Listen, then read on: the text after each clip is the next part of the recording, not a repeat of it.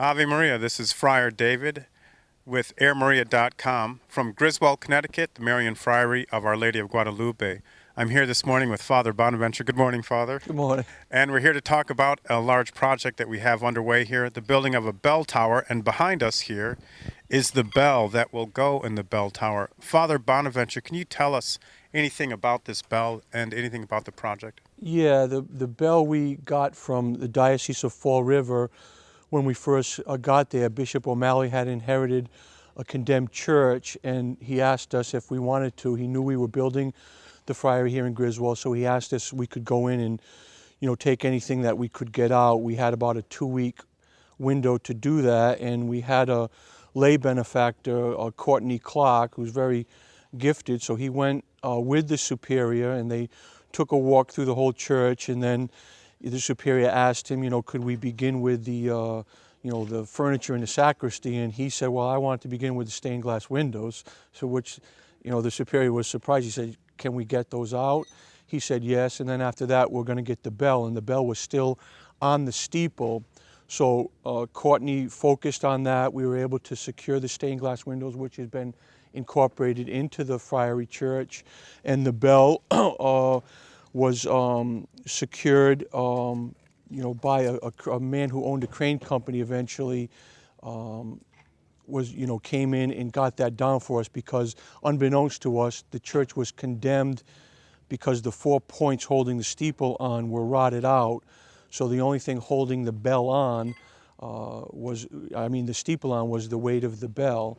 So he kind of intervened, and we were able to secure that, and now we're in the process of building the bell tower that hopefully, the bell will get up there. The primary reason is because blessed bells are one of the most powerful sacramentals in the church. There's all kinds of stories as to miraculous happenings when blessed bells are rung, either turning back storms or diminishing the influence of the devil over the area in which it can be heard. So it's the primary purpose is to get the bell back in use to the purpose that it was intended. So how long have we had this bell here? The bell we've probably had almost since we went to New Bedford, so it's probably I would guess it's somewhere between 15 to 12 years it's been, and then before that it laid idle in the church for a good many years, as because the church was condemned. So it's been a long time since it's actually been heard. So this project has been in mind for quite some time then? Yeah. The overall project has been in mind since we got the bell, that eventually it would be put in a bell tower. And so now the project is actually underway. The bell tower is being constructed, and that's sort of an exciting step to see this dream finally realized here of getting this bell going up. And we'll go over and look at the process of getting the bell tower built over here soon. So yeah, it started a lot with just benefaction from men. It began with a fellow who came in. He was attracted by the site. He sold heavy construction equipment, and he was coming in for a couple months and not speaking to anyone. And then, he began to speak, and he told a story about how he had kind of left the faith, and then he began to talk, and he returned to the practice of his faith, and just simply,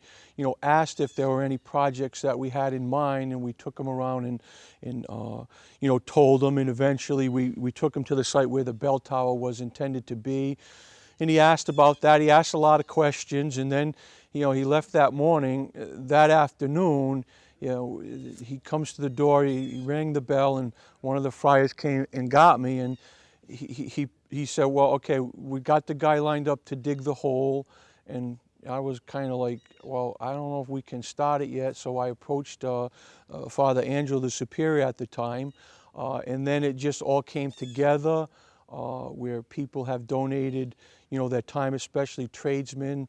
The fellow who did the foundation, I'd say their names, but they both want to kind of remain anonymous. He came in and got that together and paid for the concrete himself. And so it's been basically going piecemeal right now, but now we need a more concerted effort to secure the funds, especially for the labor. We have a lot of the materials. A lot of the materials we gather, from benefactors' property with stone walls and stuff like that. So the primary cost right now is the labor. The rebar was donated by a steel company in Rhode Island, and we've picked up a lot of benefaction that way. Oh, good. Let's go over and take a look at the tower as it's underway right now. Thank you.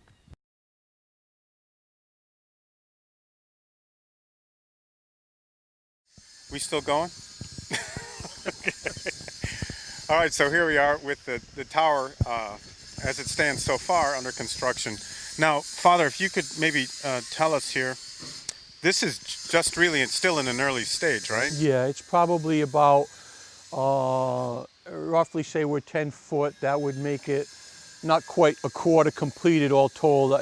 It's with the statue that will be mounted on the top, it'll be somewhere in the 50-foot range, and this is the beginning process. And then there's the stone, which you can see scattered throughout the property here, that will go on as the veneer.